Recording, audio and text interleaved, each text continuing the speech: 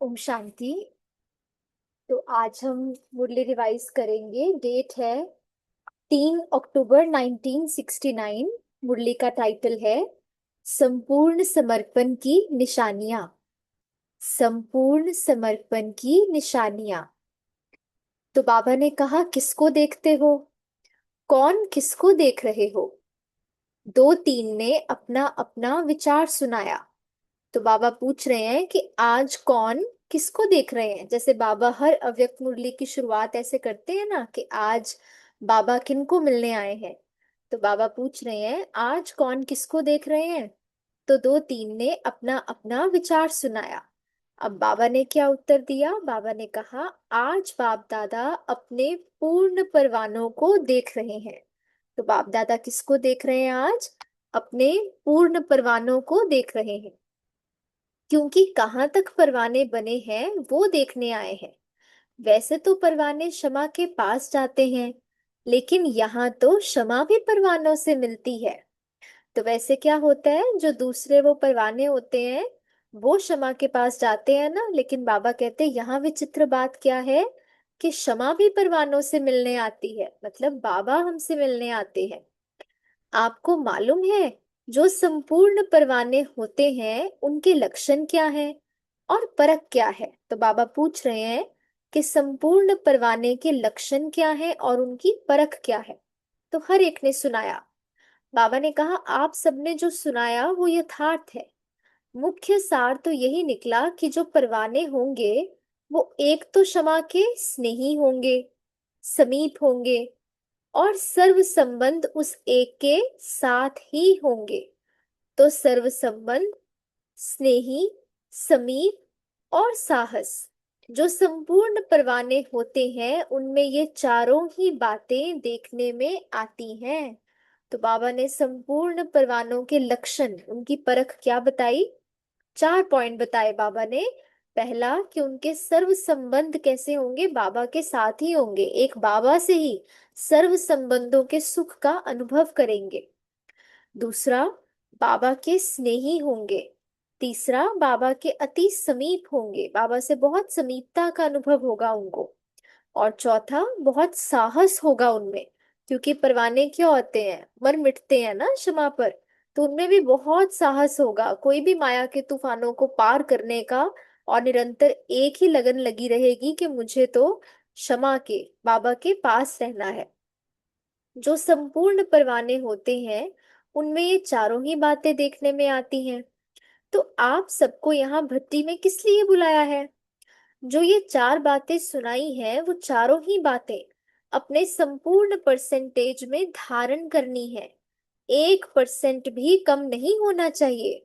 तो बाबा कह रहे हैं, क्या लक्ष्य दे रहे हैं हमें कि ये जो चारों बातें सुनाई है ना, क्योंकि हम तो बाबा के कौन है, संपूर्ण परवाने हैं ना। तो बाबा ने कहा उसके लिए क्या करना होगा, चेक करना है कि ये चारों ही बातें संपूर्ण परसेंटेज में धारण करनी है। 1% भी कम नहीं होना चाहिए। कई बच्चे कहते हैं हम हैं तो सही लेकिन इतने परसेंट। एक तो परवाना दूसरी क्वालिटी का कहा जाएगा, जो कि चक्र ही काटने वाले होते हैं। तो बाबा ने कहा, कई बच्चे क्या कहते हैं, कई बच्चे कहते हैं कि बाबा हैं तो हम सही लेकिन इतने परसेंट, मतलब साथ में परसेंट जोड़ देते हैं। तो जिनमें परसेंट की कमी हो गई तो उनको संपूर्ण परवाना नहीं कहेंगे, क्योंकि संपूर्ण का अर्थ ही है 100%। तो जहां भी परसेंट आ गया बाबा कहते वहां संपूर्ण परवाने नहीं कहेंगे। वो परवाना दूसरी क्वालिटी का कहा जाएगा, जो कि चक्र ही काटने वाले होते हैं। एक होते हैं शीघ्र एक ही बार क्षमा पर फिदा होने वाले, दूसरे होते हैं सोच समझकर कदम उठाने वाले। तो जो सोच समझकर कदम उठाते रहेंगे उनको कहेंगे फेरी पहनने वाले, चक्र काटने वाले। तो दूसरी क्वालिटी वाले परवाने कई प्रकार के संकल्पों, विघ्नों और कर्मों में ही चक्र काटते रहते हैं। तो बाबा ने क्या कहा कि कई बार बच्चे क्या कहते हैं कि बाबा ये चारों बातें तो हमारे में है लेकिन 100% नहीं है, कुछ कुछ परसेंटेज में है। तो बाबा ने कहा जब कुछ कुछ परसेंटेज में ये बातें धारण होंगी ना, तो फिर हमें संपूर्ण परवाने नहीं कह सकते, फिर क्या हो जाएंगे, दूसरी क्वालिटी के परवाने हो जाएंगे। और दूसरी क्वालिटी के परवाने कौन होते हैं? जो फिदा नहीं होते लेकिन बस बार बार चक्र लगाते रहते हैं। तो बाबा ने कहा ऐसे ही जो बच्चे चारों बातों में संपन्न नहीं होंगे, वो क्या होगा फिर, वो कई प्रकार के संकल्पों, विघ्नों और कर्मों में ही चक्र काटते रहते हैं। तो आज पांडव सेना को भट्टी में बुलाया है। कहीं पर भी कोई फैक्ट्री होती है तो जो बढ़िया फैक्ट्री होती है उसकी छाप लगती है।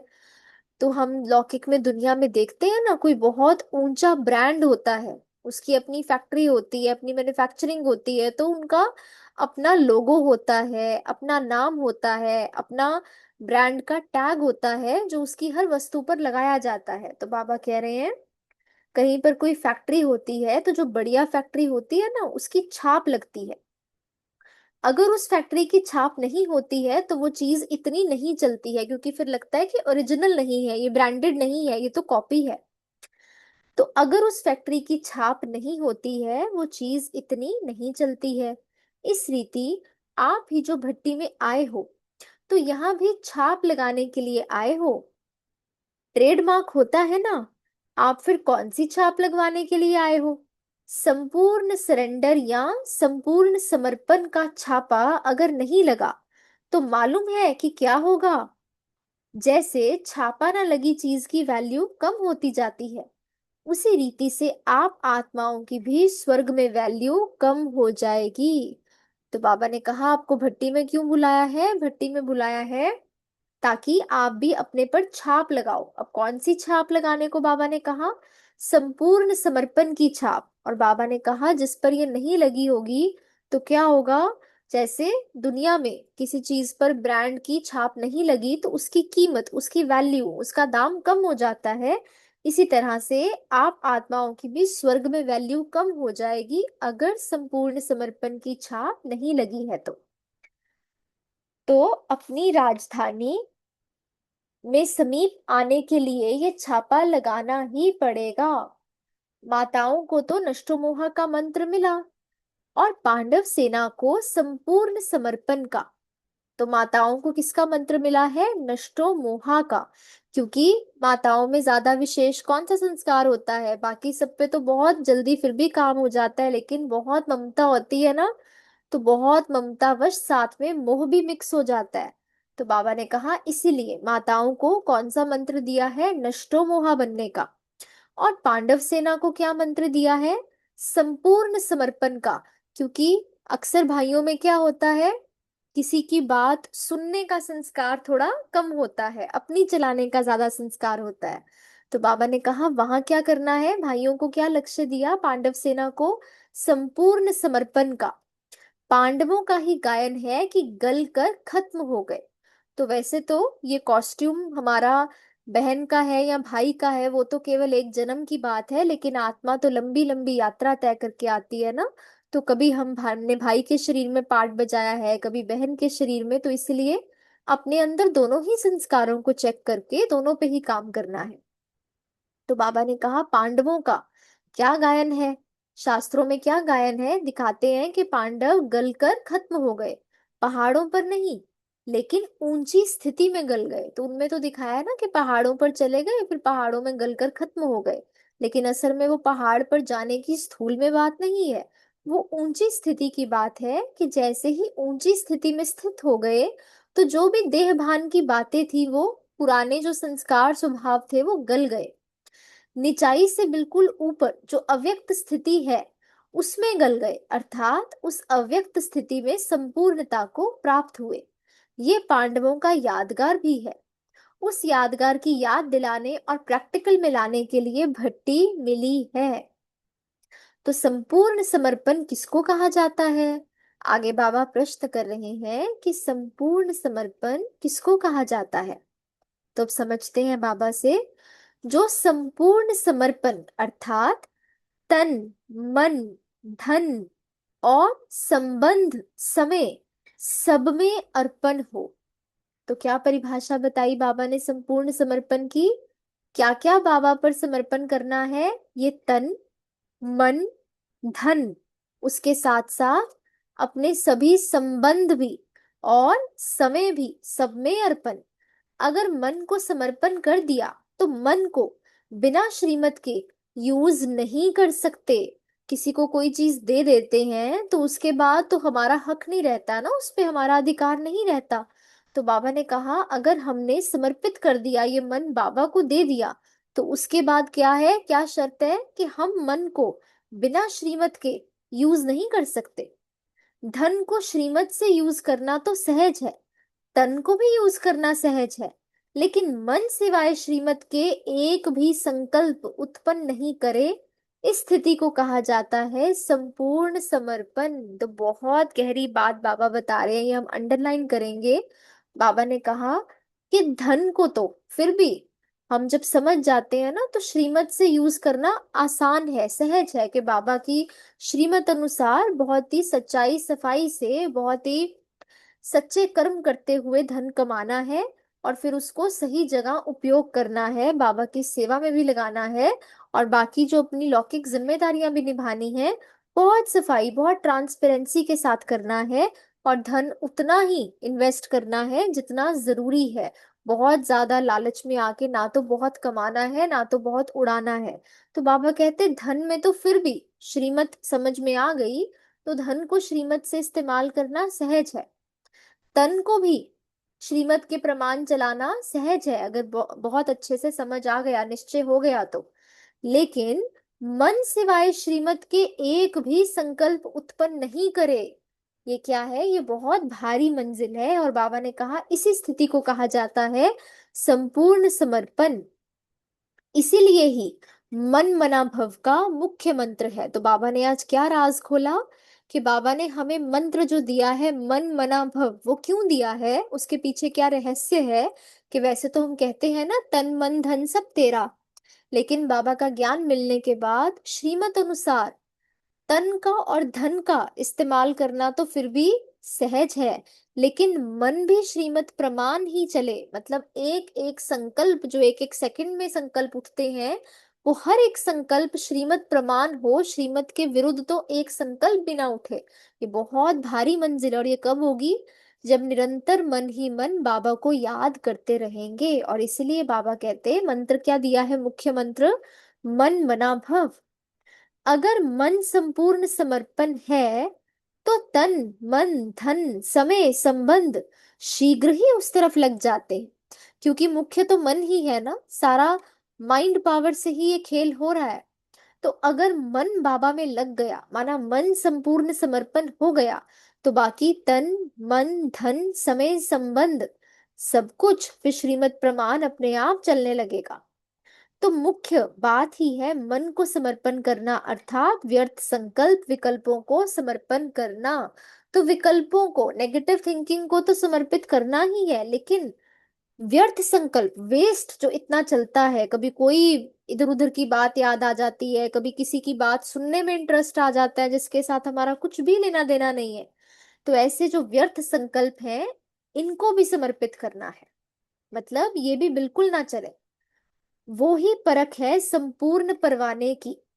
संपूर्ण समर्पण वालों को मन में सिवाय उनके यानी बाप दादा के गुण कर्तव्य और संबंध के कुछ और सूझता ही नहीं है। तो बहुत जरूरी बात कि जो संपूर्ण रूप से समर्पित हैं उनको क्या होगा, उनके मन में भी सिवाय बाप दादा के गुण कर्तव्य और संबंध के कुछ भी और सूझता ही नहीं। अब बताओ कि ऐसा छापा लगाया हुआ है, जैसे आजकल के जमाने में आप लोग जब दफ्तरों में काम करते हो तो कभी कभी दफ्तर की जो चीजें होती हैं वो अपने काम में लगा देते हो। इसी रीति जो आपने समर्पण कर दिया तो वह आपकी चीज नहीं रही, जिसको दिया उनकी हुई। तो उनकी चीज को आप अपने कार्य में यूज नहीं कर सकते हो, लेकिन संस्कार होने के कारण कभी कभी श्रीमत के साथ मन मत, देह अभिमान पने की मत, शूद्र पने की मत कहीं कहीं यूज कर लेते हो। तो बाबा ने कहा जब हम किसी को कोई चीज सौंप देते हैं, समर्पित कर देते हैं, तो उसके बाद हमारा अधिकार तो उस चीज को इस्तेमाल करने पे नहीं रहता ना। लेकिन अभी क्या हो रहा है ज्ञान मार्ग में, हम कहते तो हैं हमने बाबा को संपूर्ण समर्पण किया है, लेकिन पुराने संस्कार होने के कारण क्या होता है, श्रीमत के साथ मनमत, दे अभिमान पने की मत और शूद्र पने की मत कहीं कहीं मिक्स हो जाती है और हम उसको भी यूज कर लेते हैं। इसीलिए ही कर्मातीत अवस्था व अव्यक्त स्थिति सदा एक रस नहीं रहती है, क्योंकि मन भिन्न भिन्न रस में है तो स्थिति भी भिन्न भिन्न है। एक ही रस में रहे तो एक ही स्थिति रहे। तो जब मन अलग अलग वस्तुओं से, वैभवों से, व्यक्तियों से रस लेने का प्रयास करता है, तो क्या है, बाकी सब परिवर्तनशील है ना, तो मन की भी स्थिति बदलती रहती है। लेकिन अगर मन एक ही से रस ले, बाबा से ही सर्व संबंध जोड़े, बाबा के ही गुण कर्तव्य का चिंतन करे, तो क्या होगा, एक रस होने से स्थिति भी एक जैसी ही रहेगी। बाप दादा बच्चों को हल्का बनाते हैं और बच्चे जानबूझकर अपने पर बोझ ले लेते हैं, क्योंकि 63 जन्मों से विकर्मों का बोझ, लोक मर्यादा का बोझ उठाने के आदी बन गए हैं। तो बाबा कहते, मैं तो कहता हूँ सारा बोझ मुझे दे दो, लेकिन बच्चे फिर भी बोझ पकड़ कर बैठे रहते हैं। क्यों? क्योंकि 63 जन्म के संस्कार पक्के बन गए हैं बोझ उठाने के। इसीलिए बोझ उतार कर भी फिर रख लेते हैं। जिनकी जो आदत होती है वो आदत से मजबूर हो जाते हैं ना, इसीलिए अपनी आदत होने कारण अपनी जिम्मेदारी फिर अपने पर ही रख देते हैं। एक एक पांडव अगर संपूर्ण समर्पण बनकर ही निकले तो बताओ क्या होगा। जब पांडव सेना तैयार हो जाएगी तो कौरव और यादव मैदान में आ जाएंगे। तो बाबा ने क्या कहा कि जब हम पांडव सेना तैयार हो जाएंगे तो कौरव और यादव मैदान में आ जाएंगे, और फिर क्या होगा, आपका राज्य आपको प्राप्त हो जाएगा। तो राज्य प्राप्त होने से पहले क्या होना है, इस विश्व में बहुत बड़ी महापरिवर्तन की जो कहते हैं एक प्रोसेस है वो चलना है, श्रृंखला चलनी है। तो उसी की ओर बाबा इशारा कर रहे हैं कि जब कौरव और यादव मैदान में आ जाएंगे तो फिर विनाश तो जिस तरह से बताया है कि प्रलय नहीं होती है, लेकिन विश्व परिवर्तन अर्थ एक बहुत बड़ा जो है एक प्रक्रिया चलती है सफाई की। तो उसके बाद क्या होगा, आपका राज्य आपको प्राप्त हो जाएगा।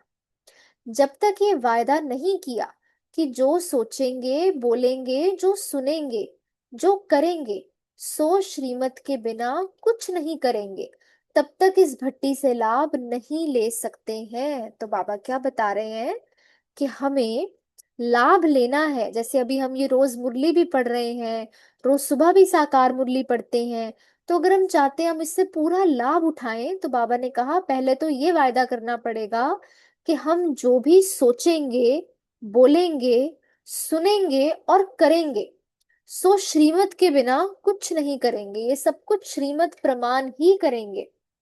जब तक ये वायदा नहीं किया है तो क्या होगा, भट्टी से लाभ नहीं ले सकते हैं। ऐसा ही उमंग उत्साह लेकर आए हो ना कि कुछ बनकर ही निकलेंगे, बदल कर ही निकलेंगे। तो बाबा कह रहे हैं सब में ये उमंग उत्साह है ना कि बाबा अब तो इतना तीव्र पुरुषार्थ करेंगे कि कुछ बनकर ही निकलेंगे, बदल कर ही निकलेंगे। ये सोच कर आए हो ना, घबराहट तो नहीं होती है। जितना जितना गहराई में जाएंगे उतना ही घबराहट गायब हो जाएगी। जब तक किसी भी बात की गहराई में नहीं जाते हैं तो घबराहट आती है।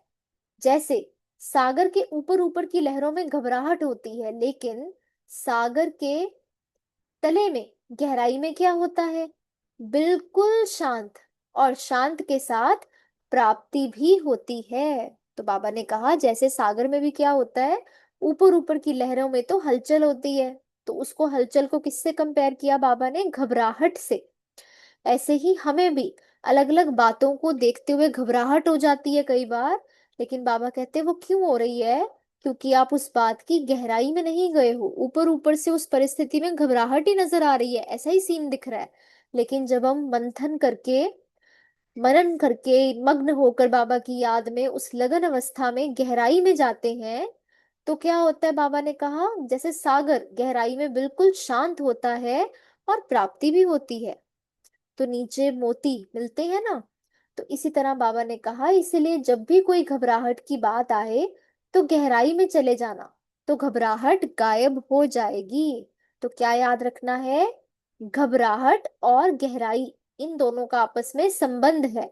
घबराहट को हटाना है, उस पर विजय पानी है, तो क्या करना है? गहराई में चले जाना है, तो घबराहट गायब हो जाएगी। अब लक्ष्य और लक्षण कौन से धारण करने हैं? इसमें जो नंबर 1 होंगे उनको क्या देंगे? भविष्य में तो राजधानी लेंगे ही, लेकिन यहाँ भी सौगात मिलेगी। इसीलिए हर एक यही प्रयत्न करे कि हम तो नंबर 1 में आएंगे, 2 नंबर वाले को नहीं मिलेगा।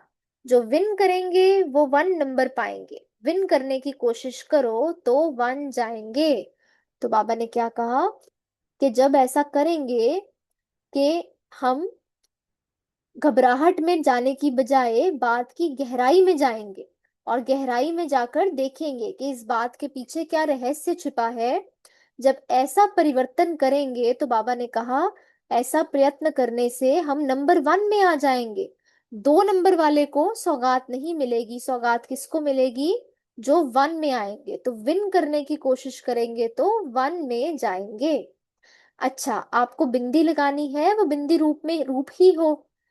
टीके कितने प्रकार के होते हैं? आज आपको डबल टीका लगाते हैं, संगम पर निरोगी बनने का और भविष्य में राज्य भाग्य का। बिंदी रूप की स्मृति रखने के लिए बिंदी लगाते हो, बिंदी लगाते लगाते बिंदी बन जाएंगे। कोई भी व्यर्थ संकल्प आए तो उसको बिंदी लगा दो तो बिंदी बन जाएंगे। तो बाबा ने क्या कहा? बाबा ने कहा कि बाबा हमें डबल टीका लगा रहे हैं आज, एक तो संगम युग पर निरोगी बनने का और भविष्य में राज्य भाग्य प्राप्त करने का। तो बिंदु रूप की स्मृति रखने के लिए क्या करना है? हम बिंदी लगाते हैं ना, तो बाबा ने कहा ऐसी बिंदी लगाते लगाते क्या होगा? बिंदी ही हम बन जाएंगे, उसी स्थिति में स्थित हो जाएंगे। कोई भी व्यर्थ संकल्प आए तो उसको भी बिंदी लगा देनी है, तो बिंदी बन जाएंगे। क्योंकि अगर उस बात के विस्तार में जाएंगे, क्यों हुआ, कैसे हुआ, नहीं होना चाहिए था, तो 2 मिनट में ही क्या हो जाएगा हमें पता भी नहीं लगेगा, लेकिन हम देह भान में आ जाएंगे। इसलिए पहले व्यर्थ संकल्पों को बिंदी लगाना जरूरी है, तभी हम बिंदी बन जाएंगे। तो ये बाबा ने समझाया। ओम शांति। ये थी मुरली। मुरली की डेट 3 अक्टूबर 1969। टाइटल संपूर्ण समर्पण की निशानियां। ओम शांति।